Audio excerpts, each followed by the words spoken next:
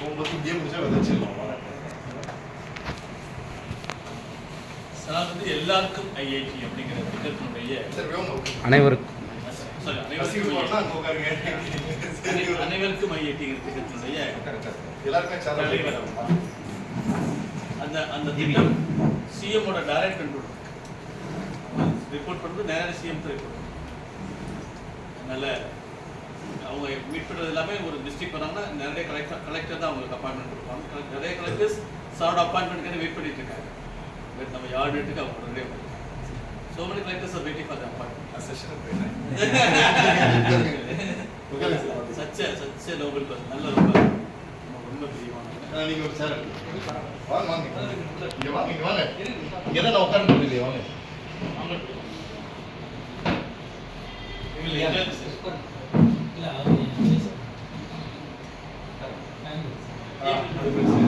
எல்லா ஊர்லயுமே இப்படிதான் இருக்கும் ஃபேன் எனக்கு. எல்லாருக்கும் வணக்கம். நீங்க கூட இப்படி வந்துடலாம். இதெல்லாம் கழுத்து ரொம்ப ஏன்னா அந்த 6.25 அடி ஹைட்ல இருக்கிறவங்க வந்து உட்காந்து அதுவும் இந்த ஸ்கூல்ல எல்லாம் போனோம்னா கீழே உட்கார வச்சிருப்பாங்க. ரொம்ப கஷ்டம். அவங்கெல்லாம் அப்படியே ஆட பார்த்துட்டு இருக்கிற ஒரு 1/2 மணி நேரம் பேசுறதுக்கு. நீங்க எல்லாம் என்ன வேலை பாக்குறீங்க? கேட்கலையே சவுண்டா? மெடிக்கல் முதல்ல ஒன்று சொன்னீங்க, அப்புறம் ஒன்று சொன்னீங்க. ஏன் அப்படி அப்கிரேட் பண்ணிக்கிட்டீங்க?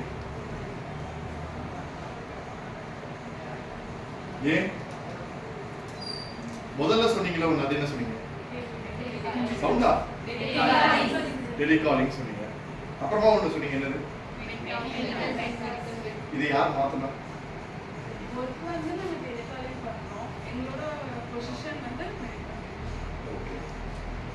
நாளைக்கு இதே வேற ஒரு ப்ராசஸ் நடக்கும். அப்ப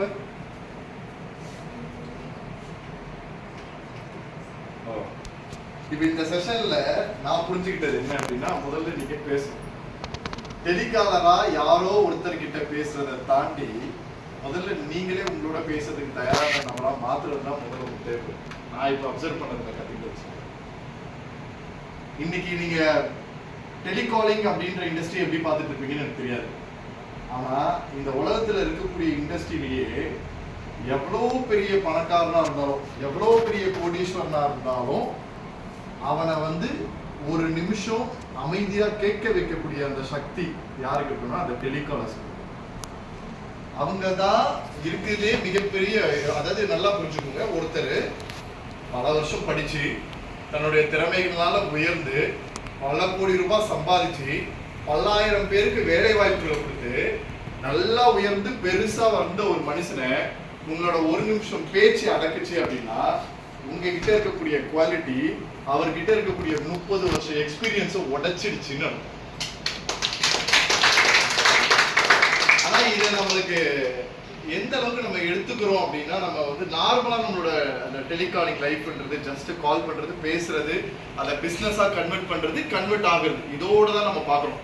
அதுல எந்த ஒரு சுவாரஸ்யமும் இருக்காது. அப்படி பண்ணக்கூடிய வேலைகள்ல சுவாரஸ்யம் இருக்கவே இருக்காது. நிறைய பேர் நான் பார்த்த வரைக்கும் இருக்கிறதுல 100% அப்படிதான் இருப்பாங்க. ஆனா அந்த 100% போக பேலன்ஸ் இருக்கக்கூடிய 5% நான் ஏன் இந்த வேலை பண்ணணும், இந்த வேலையில என்னால எப்படி அப்கிரேட் பண்ணிக்க முடியும், அப்கிரேட் பண்ணா என்னோட லைஃப் எப்படி மாறும், அப்படி மாறுறதுக்கு நான் என்ன எஃபர்ட்ஸ் போடணும், அந்த எஃபர்ட்ஸ்க்கு நான் என்ன கத்துக்க வேண்டியது இருக்கு அப்படின்றத முதல்ல பார்க்கணும். எத்தனை பேருக்கு நீங்க பண்ணக்கூடிய டெலிகாலிங்ல ஒரு பாசிட்டிவான ஒரு இம்பாக்ட் கிரியேட் ஆச்சுன்னா சந்தோஷப்படுவீங்க? எத்தனை பேரு நீங்க பண்ணக்கூடிய டெலிகாலிங் ஆக்டிவிட்டியில ஏதோ ஒரு காரணத்துக்காக கால் பண்ணும்போது அந்த காரணம் நிறைவேறிச்சு அப்படின்னா சந்தோஷப்படுறது எத்தனை பேர்? கை தூக்குங்க நல்லா. பாதி சந்தோஷமா, கால்வாசி சந்தோஷமா, நான் மேல தூக்க முடியாது, முழு சந்தோஷமா அப்படின்னு கை கழுவுவோம். சோ நீங்க எதுக்காக பண்றீங்களோ அது நடந்துருச்சு அப்படின்னா அதுல ஒரு சந்தோஷம் இருக்கு. நீங்க ஒரு காலிங் பண்ணும்போது உங்களுக்கு காலையில இருந்து கிடைச்ச எல்லா சந்தோஷத்தையும் உடைக்கிற மாதிரி ஒரு காலர் மாட்டினாங்க அப்படின்னா அதுக்கு எத்தனை பேர் சந்தோஷப்படுவீங்க? கை தூக்குங்க. சொல்றேன், நான் கேள்வி கேட்பேன், நான் பார்க்கணும்ல. சரி, நீங்க கடைசியா உங்க பேர் என்னமா? உங்களுக்கு பின்னாடி அவங்க பேர் கை தூக்குனீங்க இல்லையா? ஏன் சந்தோஷப்படுவீங்க? ஒவ்வொரு நாள் தருவாங்க சார். ஒரு நாள் சந்தோஷப்படுற மாதிரியும் இருக்கும், ஒவ்வொரு நாள் இப்படி வீசிட்டாங்களே அப்படின்ட்டு. எதுவாக இருந்தாலும் நல்லதுக்கே அப்படின்ட்டு எடுத்துப்பேன். ஏன்? எல்லாமே ஒரு அனுபவம் தான் சார். சரி, என்ன அனுபவம் கிடைக்கும்? இப்போ நீங்க பேசுனது சாதிக்க முடியல, நீங்க பேசுனதுனால ஒர்த் இல்ல, அல்லது நீங்க பேசுனதுனால உங்களை டிமோட்டிவேட் பண்ணிட்டாங்க, இதுக்கப்புறம் காலே எடுக்க முடியாதுன்ற அளவுக்கு தான் டிமோட்டிவேஷன்ன்றது நடக்கும். கரெக்டா? அது 3 வகை இருக்கு. ஒண்ணு, எதுக்கு தேவையில்லாம கால் பண்ணிட்டே இருக்கீங்க, போனை வைங்க. எதுக்கு நான் வண்டி ஓட்டும் போது வேலை பார்க்கும்போது கால் பண்ணணும் தெரியாதா, வைங்க. உங்களுக்கு வேற வேலையே இல்லையான்னு வேற வேற வார்த்தைகள் மூலியமா நம்மளை சித்தரிக்கிறது ஒண்ணு. 3 வகை தான் அதிகபட்சம்னு வச்சுக்கோங்களேன். இந்த 3 வகையில எந்த வகையா இருந்தாலுமே நம்மளுக்கு டிமோட்டிவேட் தான். 3வது வகை ரொம்ப டிமோட்டிவேட் ஆகும். ஏன்னா நம்ம பர்சனலா இது பண்ணுவாங்க. முதல்ல சொல்றதெல்லாம் சும்மா கம்பெனியை ஓரியன்டா பேசுவாங்க. 3வதா சொல்றது பர்சனலா அஃபெக்ட் பண்ணுவாங்க. கரெக்ட்டுங்களா? இந்த பர்சனலா அஃபெக்ட் ஆகிறதும் என்னை பொறுத்த வரைக்கும் கம்பெனி அஃபெக்ட் பண்றதும் ரெண்டுமே ஒன்று தான். நம்ம பர்சனலா இருக்கக்கூடிய நம்மளோட லைஃபை முன்னேற்றத்துக்கு வாய்ப்பு கொடுக்குற இடம் தான் கம்பெனி. அப்ப அந்த கம்பெனியா இருந்தாலும் பர்சனலா இருந்தாலும் இந்த 3த்துக்குமே என்னை பொறுத்த வரைக்கும் பாகுபாடு கிடையாது. இந்த 3த்துல ஏதாவது ஒரு அஃபெக்ட் ஆயிடுச்சுன்னா அதையே நீங்க நல்லதா எடுத்துப்பீங்க. எல்லாமே ஒரு அனுபவம் தான் சார். அனுபவம். சரி, வேற ஏதாவது சொல்ல விரும்புறீங்களா? உட்காருங்க. 1 லைன்ல சொல்லலாம். என்ன சொல்லணும்னு நினைக்கிறீங்க? இப்ப கை தூக்குனீங்கல்ல, எல்லாருக்கும் அனுபவம்ன்ற ஒரு பதில் தானா, இல்ல வேற வேரியேஷன் ஏதாவது மாடல் வச்சிருக்கீங்க? அவங்க ஒரு தேர்ட் பர்சன் தானே சார். அவங்க காலை கட் பண்ணிட்டேன்னா அவங்க யாரோ நான் யாரோ சார். அதையே நான் ஸ்ட்ரெஸ் ஆகும். ஓகே, 2 வேற எவ்வளவு தெரிஞ்சு வச்சுக்கிறீங்கன்னு பார்ப்போம். 2 ஆச்சு. வேற நிறைய பேர் கை தூக்குனீங்கல்ல, யார் யார் கை தூக்குனது? நல்லா போல்டா பதில் சொல்லுங்க. நான் நிறைய பதில் சொல்லுங்க.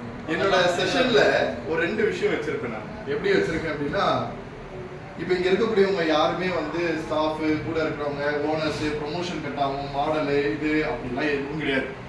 இந்த செஷன்ல நீங்க எந்த அளவுக்கு ரொம்ப ஓப்பனப்பா இருக்கீங்களோ, அது காமெடியா கூட இருக்கலாம், எந்த அளவுக்கு மனசார பேசுறீங்களோ, புத்தகத்துல இருந்து பேசுற மாதிரி இல்லாம, படிச்சதுல இருந்து புரிஞ்சுக்கிட்டதுல இருந்து பேசுற மாதிரி இல்லாம, மனசுக்குள்ள ஒன்று ஓடும்ல டெய்லியும் இங்க இருந்து போகும்போது, நான் வாழ்க்கை இது அப்படின்னு சொல்லிட்டு போற மாதிரி இருக்கும்ல, அந்த மைண்ட் செட்ல இருந்து நீங்க பேசுனீங்கன்னா மட்டும்தான் அடுத்த 10 வருஷம் உங்க லைஃபை சேஞ்ச் பண்றதுக்கான ஸ்கில் செட்டை நான் உங்களுக்கு கொடுக்க முடியும். அது என்னன்னு தெரிஞ்சா தான் நான் அதுக்கான மாடல் நான் போவேன். அது தெரியற வரைக்கும் கான்வர்சேஷன் டிஃப்ரெண்டா எடுத்துட்டு போற மாதிரி இருக்கும். இப்ப கை தூக்குனது நிறைய பேர் இருக்கும். ஒவ்வொருத்தருக்கும் ஒரு விஷயம் இருக்கு. அவங்க அனுபவம் சொல்லிட்டாங்க, இவங்க அது எனக்கு என்னோட வேலையை நான் பண்றேன், அதுல அவங்களுக்கு எப்படி இருந்தா எனக்கு என்ன வந்துச்சு அப்படின்ற ஒரு ப்ராசஸ் சொல்லிட்டாங்க. 2 வேற என்ன இருக்கும்? ஃபர்ஸ்ட் டைம் அது கொஞ்சம் ஃபர்ஸ்ட் கால் அது அதுக்கப்புறம் ஏன் தெரியல, அது பழகிருச்சு. பழகியே போச்சு. ஓகே, ஒன்றும் தப்பு இல்லை, எதுவாக இருந்தாலும். ஓகே, வேற 3 பேர் தான் சொல்லியிருக்காங்க. கை தூக்குனது கிட்டத்தட்ட 8 பேர். நீங்க யாருமே சொல்ல வேண்டாம். அவங்க சொன்னதுக்கு அப்புறம் சொல்லக்கூடாதுல்ல. அவங்க திட்டின வேர்டுக்கு நான் தேங்க்யூன்னு சொல்லுவேன் சார். அப்படி சொல்லி முடிச்சிருக்கீங்க. அப்படி சொல்லி அவர் 2 நிமிஷம் சாக்காயிடுவாரு, நீங்க போன கட் பண்ணுவீங்க. ஓகே, ஆனா உங்களுக்கு ஒரு சான்ஸ் தான் அடுத்து மத்தவங்களுக்கு கொடுக்கணும். ஓகே, 4 பாயிண்ட் வந்துருச்சு. வேற கையை தூக்குனீங்கல்ல, என்ன ரீசன்? இதுதான் பிரச்சனை. இவ்வளவுதான் பிரச்சனை. என்னன்னா, முதல்ல நான் பண்றது சரியா தப்பான்னு நமக்குள்ள இருக்கிற பயம். இந்த பயத்தை உடைக்காததுனாலதான் நம்ம என்ன பண்றோம்ன்றது எனக்கு தெரியும். டெலிகாலிங் இண்டஸ்ட்ரிய நான் டெலிகாலிங் இண்டஸ்ட்ரியா மட்டும் பார்க்க மாட்டேன். ஒரு இண்டஸ்ட்ரியோட எக்ஸ்பர்டைஸை கிரியேட் பண்ணக்கூடிய பேசிக் அங்க இருந்து ஆரம்பிக்கும். அதுல இருந்து அச்சீவ் ஆகி போறவங்க தான் நிறைய பேர் இருப்பாங்க. யாரெல்லாம் முதல் டைம் காலேஜ் முடிச்ச உடனே இந்த இண்டஸ்ட்ரிக்குள்ள வருவாங்க, சேல்ஸ் இண்டஸ்ட்ரிக்குள்ள, டெலிகாலிங் சேல்ஸ் இண்டஸ்ட்ரிக்குள்ள வந்தவங்க காலேஜ் முடிச்ச உடனே யாருமே இல்லை. வேற ஃபீல்டுக்கு போயிட்டு வந்தவங்க தான் இப்போ இங்க இருக்கவங்க எல்லாமா. சரி, நீங்க என்ன ஃபீல்ட்ல ஒர்க் பண்ணீங்க? கோடிங்ல இருக்கீங்க, ரியல் எஸ்டேட்ல இருக்கீங்க. அப்ப சேல்ஸ் தான் இருந்திருக்கீங்க. அப்புறம் இல்லைன்னு சொல்ற மாதிரி இருக்கு. ஒரு நாள் கூட இருக்கு. Data entry, XML coding. ஒரே கம்பெனில இருந்து வெளில வந்துட்டீங்களோ? இங்கே தான் பண்ணுறோம். இங்கே தான்.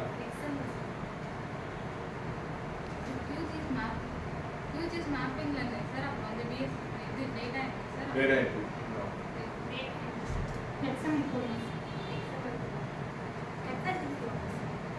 Exam XML coding. இப்போ இந்த எக்ஸ்எம்எல் கோடிங்கே வச்சுக்கலாமே. சரி, இங்கேயே இருந்து கூட ஸ்டார்ட் பண்ணியிருக்கீங்க, அப்படியே இப்போ இதுக்கு கன்வெர்ட் ஆகிருக்கீங்க. அது பெஸ்ட்டுன்னு நினைக்கிறீங்களா, இது பெஸ்ட்டுன்னு நினைக்கிறீங்க?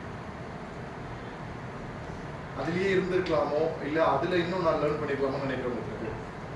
அதில் நான் நிறையா லேர்ன் பண்ணிட்டேன். ஆனால் அந்த டாபிக் எனக்கு லேர்ன் நிறையா வந்து எனக்கு வந்து சிஸ்டம் நாலேஜ் இல்லை. அது வந்ததுக்கப்புறம் நிறைய நாலேஜ் எடுத்துக்கிட்டீங்க. ஓகே. வேற யாரு?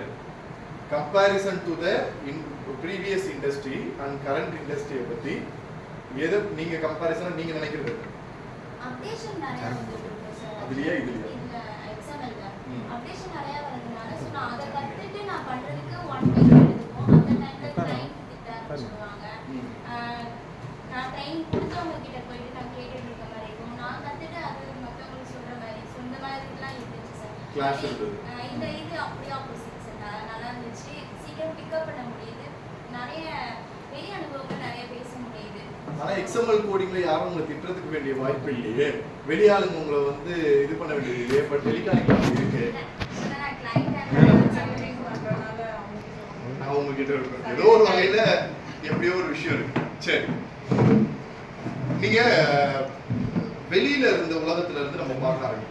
இன்னைக்கு இண்டஸ்ட்ரியை நம்ம பெருசா பேசக்கூடிய வெளியில இருக்கக்கூடிய உலகத்துல இருந்து நம்ம பார்க்க ஆரம்பிப்போம். ஒரு பர்சன் ஒருத்தவங்களுக்கு சர்வீஸ் பண்றாங்கன்னு வச்சுக்கலாம். ஒரு பர்சன் ஒருத்தவங்களுக்கு சர்வீஸ் பண்றாங்க. அந்த பர்சன் கிட்ட தான் அந்த சர்வீஸ் இருக்கு. அவங்க கொடுத்தா தான் அது அவங்களுக்கு போகும். அப்படின்னும் போது இவன் சேல்ஸ் விற்கிறவன் தான், கரெக்டா ப்ராடக்ட் விற்கக்கூடிய ஒரு ஆள் தான். நம்ம ஊர்ல கலெக்டரும் சேல்ஸ் பர்சன் தான், மினிஸ்டரும் சேல்ஸ் பர்சன் தான். ஆனா அவங்க கிட்ட போகும்போது அவங்க கெத்தா இருக்கானா நாம கெத்தா இருக்கோம்? இதை கிரியேட் பண்ணது அவங்களா நாமளா? நல்லா பாத்துக்கோங்க. இதுதான் டிஃபரன்ஷியேட். ஒரு விஷயத்துல நீ என்ன ஒர்க் பண்றன்றது முக்கியம் இல்லை, எங்க இருக்கிறன்றது முக்கியம் இல்லை. அதை எப்படி எடுத்துக்கிட்டு அதுல உன்னோட டெவலப்மெண்ட் எந்த அளவுக்கு இருக்குன்றத பொறுத்துதான் உன்னை இந்த இண்டஸ்ட்ரி எப்படி பார்க்குதுன்ற ஒரு இடத்துல வந்து நிற்கும். அதுக்கு அதிகபட்சமா உங்களுக்கு தேவையானது அப்ரிசியேஷன் அப்படின்றது இல்லை, தோல்விகள், பிரச்சனைகள். அப்ரிசியேஷன் சொல்லும்போது தலையாட்டீங்க, தோல்விகள் பிரச்சனைகள் சொல்லும்போது தலையாட்டீங்க. ஏன்னா நாம எல்லாருமே அந்த அப்ரிசியேஷனை நம்பி ஓடிக்கிட்டு இருக்கோம். அந்த அப்ரிசியேஷன் இன்னைக்கு இன்சென்டிவ்ஸ் வடிவில் வந்துருச்சு, சேலரி இன்கிரிமெண்டல் வடிவில் வந்துருச்சு. இது எல்லாமே அதுக்குள்ள ஆட் பண்ணிட்டோம்.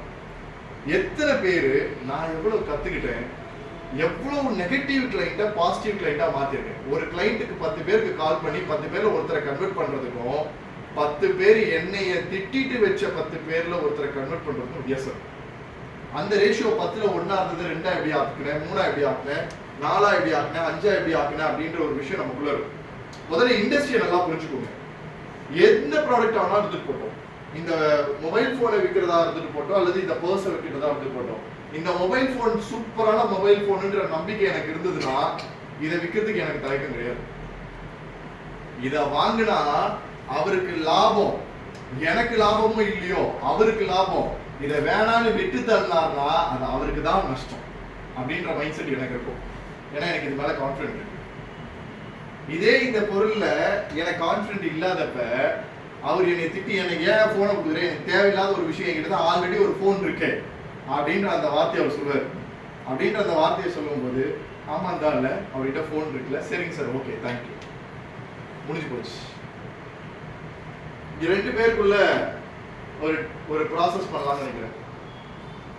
நான் கிளைண்டாவும் நீங்க யாராவது டெலிகாலராகவும் ஹேண்டில் பண்ணுங்க, அல்லது நீங்க கிளைண்டாவும் நான் டெலிகாலராகவும் ஹேண்டில் பண்ணுங்க. போலாமா? ஒரு ஆக்டிவிட்டி யார் வில்லிங்கா இருக்கு? அங்க இருந்து வாங்க, கைதுக்குள்ள யார் வில்லிங்கா இருக்கு? நீங்களே சொல்லுங்க. நான் கிளைண்டா நான் டெலிகாலிங்கா இருக்கணுமான்னு இனி நீங்களே சொல்லலாம். நான் எதுவா இருக்கும் நான் நீங்களே டிசைட் பண்ணிக்கலாம் யாரு என் கூட ப்ளே பண்ண போகுது. குட். உங்க பேர் சொல்லுங்க முதல்ல. ஃபர்ஸ்ட் கை தட்டல். இது வரைக்கும் நான் யாரோட பேர் கேட்கல. ஏன்னா என்னைய பொறுத்த வரைக்கும் யார் ஜெயிக்கிறாங்களோ அவங்களோட பேர் தான் கேட்பேன். என்னைக்கு கான்ஃபிடென்ட் வந்து அந்த சேர்ல இருந்து எழுந்து நின்னாங்களோ அவங்க ஜெயிச்சுட்டாங்கன்னு அர்த்தம். அதனாலதான் அந்த கை தட்டல் இல்லையா? இப்போ அவங்க பேர் எனக்கு ரிஜிஸ்டர் ஆயிடுச்சு. சொல்லுங்கம்மா, நான் என்னவா இருக்கும்? கிளைண்டா டெலிகாலர்? நீங்க டெலிகாலரா இருக்கீங்க, நான் கிளைண்டா இருக்கேன். அந்த அளவுக்கு கட்ஸ் இருக்கு இல்லையா? சூப்பர். என்ன ப்ராசஸ் எடுத்துக்கலாம்? எது? ஓகே, நீங்க என்ன மெடிக்கல் சீட்டா? NEET admission. சரி, ஓகே, ஆரம்பிக்கலாமா? எனக்கு கூப்பிடுங்க. எல்லாருமே பார்த்துக்கோங்க எப்படி இருக்கு கான்வர்சேஷன். நிறைய வேற ஏதாவது இன்னொரு வாய்ப்பு கூட இன்னொருத்தர் கொடுக்கலாம். சொல்லுங்கம்மா. புரியல. மெடிக்கல் அட்மிஷன் கவுன்சிலிங் நான் மாத்திரலாம் வாங்கி விட்டேனே சார். ஆக்சுவலி இது வந்து ஒரு அகாடமி சார். எனக்கு எதுக்குமா கூப்பிட்டுருக்கீங்க சார்? ஆக்சுவலி உங்க வீட்டில் ஸ்டூடெண்ட்ஸ் யாரும் நீட் எக்ஸாம் எழுதிருக்காங்களா சார்? ஆமா சார், அவங்க பேர் வந்து பிரவீனாங்க சார். ஆமாங்க. அவனை எதுக்கு நீங்க உங்களுக்கு கேக்குறீங்க சார்? அவங்க வந்து நீட் எக்ஸாம்ல வந்து அப்ளை பண்ணிருக்காங்க. அவங்களோட லிஸ்ட் வந்து எங்களுக்கு வந்திருக்குங்க சார். நீட்டுக்கு உங்களுக்கு எப்படி வந்துச்சு சார் அது வந்து கவர்மெண்ட் வந்து கொடுத்தாங்க சார். இந்த லிஸ்ட்லாம் வந்து கொடுத்தாங்க, டேட்டாஸ்லாம் கலெக்ட் பண்ணி கொடுத்தாங்க சார். உங்ககிட்டயா? ஆமாங்க சார். சரி சரி. ஸோ அதனால நம்ம வந்து கால் பண்ணியிருக்கோம் சார். சரி சொல்லுங்க, என்ன விஷயமா கூப்பிட்டீங்க? சார் அவங்க நீட் எக்ஸாம் எழுதிருக்காங்களா சார்? எழுதியிருந்தாம்மா. அவங்க லூசு பையன் பாஸ். நான்லாம் போகவே போகாதன்னு கேட்காம போய் எழுதி ஃபெயில் ஆகிட்டு வந்தான். அகைன் அவருக்கு வந்து நீட் எக்ஸாம் படிக்கிற மாதிரி இன்ட்ரெஸ்ட் இருக்காங்க சார். ஐயோ வேணாமா, அதெல்லாம் கவர்மெண்ட்ல சேரணும்னா 700-600 மார்க் எடுக்கணுன்றாங்க. அதெல்லாம் முடியாது என் போது. அவன் வந்து ஸ்கூல்லேயே ஒழுங்கா படிக்க மாட்டான் சார். அது வந்து எங்க அகாடமியில் பாசிபிள் பண்ணி கொடுப்போம் சார். அகாடமில நீங்க ஸ்கூல்ல திருப்பி சேர்க்க சொல்றீங்களா? இல்ல சார், எங்க அகாடமி நீட் அகாடமில வந்து கோச்சிங் சென்டர் சார். சரி. அதுல நீங்க வந்து ஜாயின் பண்ணீங்கன்னா உங்களுக்கு வந்து 700 மேல எங்களால உங்க ஸ்டூடண்ட் வந்து எடுக்க முடியும் சார். உங்களாலேயே 8 வருஷமா ட்ரை பண்றோமேமா, முடியலையே. உங்களால எப்படி முடியுன்றீங்க? சார் எங்க அகாடமில நீங்க ஜாயின் பண்ண வச்சு பாருங்க சார். அதுக்கப்புறம் ரிசல்ட் எப்படி வரும் அப்படின்றத நீங்க எங்கம்மா இருக்கு? திருச்சி ஜங்ஷன்ல இருக்கு சார். கேஎம்சி ஹாஸ்பிட்டல் பக்கத்துல. நாங்க திருவள்ளூர்ல இருக்கோமே. சார் நீங்க திருச்சி வந்து பாருங்க சார். விசிட் பண்ணி பாருங்க. உங்களுக்கு பிடிச்சிருந்துச்சு. இல்ல, திருவள்ளூர்ல இருந்து திருச்சிக்கு டெய்லியும் போயிட்டு வந்தாலே டைம் ஓடி போயிடுது. சார் அப்புறம் ஹாஸ்டல் ஃபெசிலிட்டிஸ் இருக்கு சார். அதுல வந்து எங்க பிள்ளைய விட்டு பிரிஞ்சுனா நாங்க இருக்க மாட்டோமா? வேணாம். திருவள்ளூர்லயே ஏதாவது இருந்தா சொல்லுங்க, நாங்க சேர்த்துக்கிறோம்.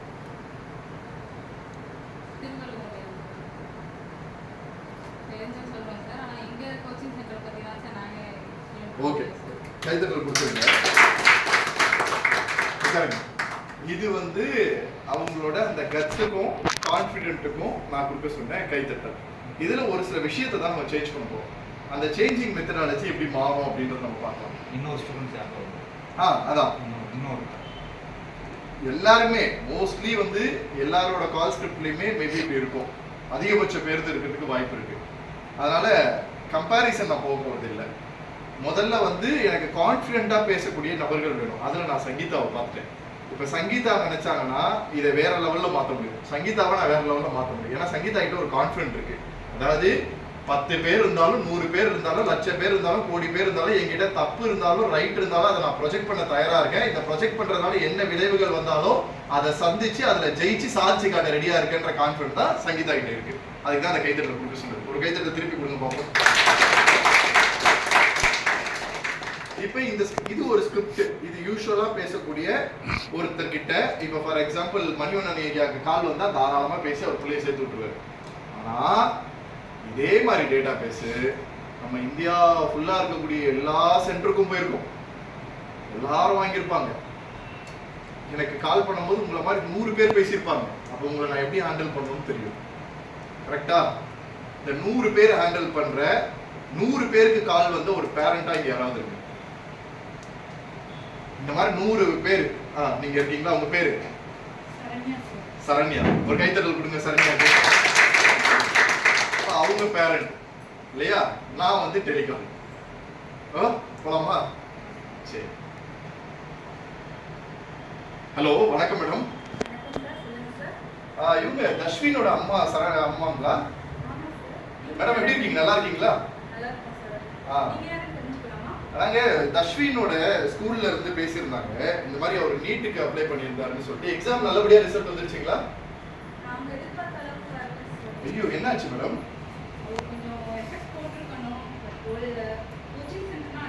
என்ன மார்க் மேடம் வந்துச்சு?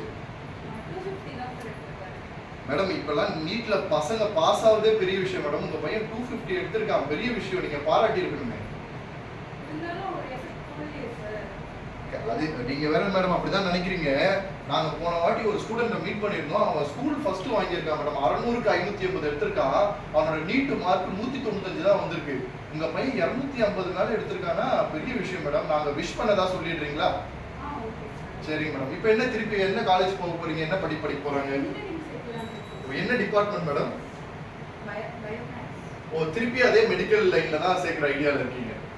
பயோமேக்ஸ்ன்றதுனால இல்லைங்களா? ஓ சரி. பையனுக்கு டாக்டர் ஆகணுன்றது பெரிய ஆசைங்களா? இல்ல சும்மா எழுதி பார்க்கலானே இருக்கேன். ஓ சரிங்க மேடம். நீங்க பயோமெடிக்கல் கூட பண்ணலாம். ஏன்னா அதுலயும் வந்து நிறைய வாய்ப்புகள்லாம் இருக்கு. இந்த ஊர்ல நிறைய காலேஜஸ்லாம் இது பண்றாங்க. உங்களுக்கு ஏதாவது கைடன்ஸ் அதுல வேணும்னா சொல்லுங்க, நாங்க அதுலயும் சொல்றோம். நீங்க அண்ணா யூனிவர்சிட்டியில முதல்ல கவுன்சிலிங் போடுங்க. அதுல வந்து உங்களுக்கு ஒரு நல்ல காலேஜ் உங்க ஊர் பக்கத்துல கிடைச்சதுன்னா நீங்க பண்ணுங்க மேடம்.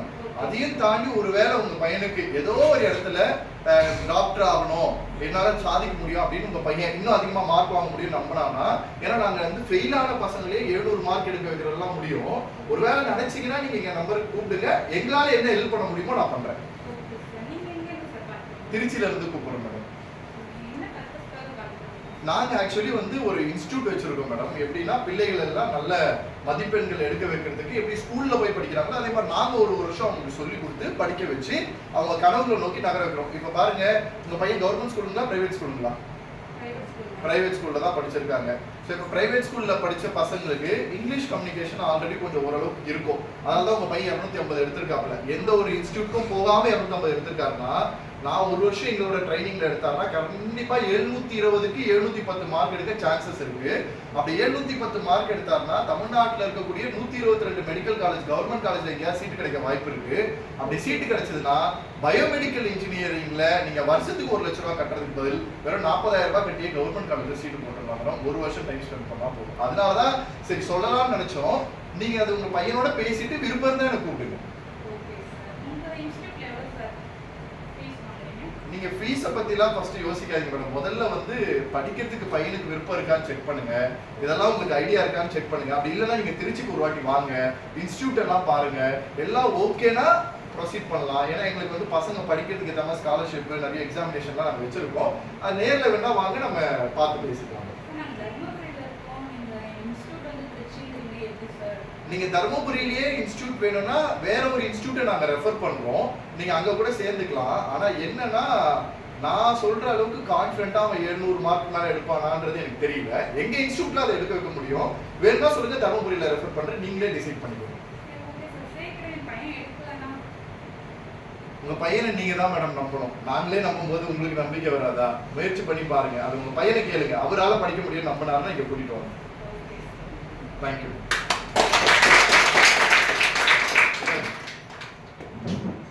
எப்படி இருந்தது? உட்காருங்க உட்காருங்க. சரண்யா இல்லையா? ஓகே. இங்க ஒரு 5-6 டெக்னிக்கை தான் யூஸ் பண்ணியிருப்பேன். ஒரு 6 டெக்னிக் யூஸ் பண்ணேன். இந்த 6 டெக்னிக் நான் சொல்றது ஸ்கிரிப்டை விட்டுருங்க. டெக்னிக்ன்றது கால்ல யூஸ் பண்ணக்கூடிய டெக்னிக்ஸ். இந்த 6 டெக்னிக் என்ன? யார் யாரெல்லாம் ஏதாவது நோட் பண்ணியிருக்கீங்க? பிரெயின் வாஷ் பண்றது. ஓகே. வேற? ஃபர்ஸ்ட் ஆஃப் ஆல் எடுத்ததும் நல்லா இருக்கீங்களா அப்படின்னு சொல்லி கிரீட்டிங்ஸ். 2. எடுத்த மார்க்குக்கு என்கரேஜ்மெண்ட். 3. வேற? அவங்களோட கம்யூனிகேஷன் வந்து ரிலேஷன்ஷிப்ல போற மாதிரி 4. ஓகே. பாசிட்டிவிட்டி. பாசிட்டிவிட்டி. 5. வேற? மோட்டிவேஷன். 6. என்கரேஜ் பண்ற மாதிரி என்கரேஜ் பண்ற மாதிரி நல்லா பேசுறது. ஓகே. வேற? டைம் கொஞ்சம் ரொம்ப நேரம் பேசுனீங்க. டைம் ப்ரொலாங் ஆயிருக்கு. சூப்பர். வேற? அவங்க மைண்ட் அப்சர்வ் பண்ணி பேசணும். Mind observation. வேற? எவ்வளவு வருது? ஒரு கால்குள்ள எவ்வளவு விஷயங்களை அந்த டைம்ல கனெக்ட் பண்றது இருக்குல்ல, அதுதான் ஒரு சேல்ஸ் ப்ரொஃபஷன் கிட்ட இருக்கக்கூடிய ஸ்கில். நாம என்ன நினைக்கிறோம்னா, ஒரு ப்ராடக்ட்டை விற்கிற பர்சன்ஸா நம்ம நினைச்சுக்கிட்டு இருக்கோம். கிடையாது. நாம ஒரு கான்செப்டை கொடுக்குறோம். அவனுக்கு இவ்வளவு நாள் கிடைக்காத, இவ்வளவு நாள் தெரியாத ஒரு இன்ஃபர்மேஷனை கொடுக்கக்கூடிய ஒரு இன்ஃபர்மேட்டிவ் ஆஃபீஸர் தான் அப்படின்றத முதல்ல நாம நம்புறோம். அதுக்கு நமக்கு நிறைய இன்ஃபர்மேஷன் தெரியும். பேசும்போதே அந்த இன்ஃபர்மேட்டிவ் ஒர்க் பண்ணுவோம். ஏன்டா அப்படி சொல்றாங்க, தர்மபுரியில் ஒரு 4 இன்ஸ்டியூட் தேடி வச்சுப்பேன். அப்படியே சொல்லுவேன், இங்க பாருங்க இது ஒரு 4 இன்ஸ்டியூட்லாம் இருக்கு மேடம், அங்க கூட செக் பண்ணலாம் அப்படின்ட்டு அதையும் கொடுப்பேன். கடைசி வரைக்கும் இதுல ஒரு முக்கியமான விஷயம் நோட் பண்ணினா தெரியும். நான் வாங்க ஃபீஸை கட்டுங்க சேருங்கன்னு ஒரு வார்த்தை கூட நான் சொல்றேன். அவங்க வரணும் ஃபீஸை கட்டணும்னு அவங்க வாயால சொல்ல வச்சேன். இதுதான் ஒரு ஆக்சுவல் சேல்ஸ் பர்சனோட ஸ்கில். நீங்க ரோட்ல நடந்து போயிட்டு இருக்கீங்க, ஒரு 2 கடை இருக்கு, ஜூஸ் குடிக்கணும்னு ஆசைப்படுறீங்க. 2 கடை இருக்கு, ஒரு கடையில கொஞ்சம் கூட்டமா இருக்கு, நிறைய பேர் அங்கதான் வந்து எல்லாருமே குடிச்சுக்கிட்டே இருக்காங்க. ஒரு கடையில ஆளே இல்லாம சும்மா ஈ ஓட்டிட்டு இருக்காங்க. எங்க போய் ஜூஸ் குடிப்பீங்க? எங்க? டேஸ்டா கூட்டமா? அது எப்படி தெரியும்? 2 கடை இருக்கு, 2 கடை இருக்கு. டேஸ்டா இருக்க கடையில குடிப்போன்றது ஒத்துக்கலாம், அல்லது குவாலிட்டியா இருக்க கடையில குடிப்போன்றது ஒத்துக்கலாம், அல்லது ப்ராப்பரா இருக்கிற ஒரு ஷாப்ல குடிக்கணும்ன்றது ஒத்துக்கலாம். ஆனா 2 கடை இருக்கு, 2மே ஃபர்ஸ்ட் டைம் நான் போறேன். இது எது குவாலிட்டியா இருக்கும் எது டேஸ்டா இருக்கும்னு எனக்கு தெரியல. ஆனா ஒரு கடையில கூட்டம் இருக்கு, ஒரு கடையில கூட்டம் இல்லை. நான் எதுக்கு போறேன்?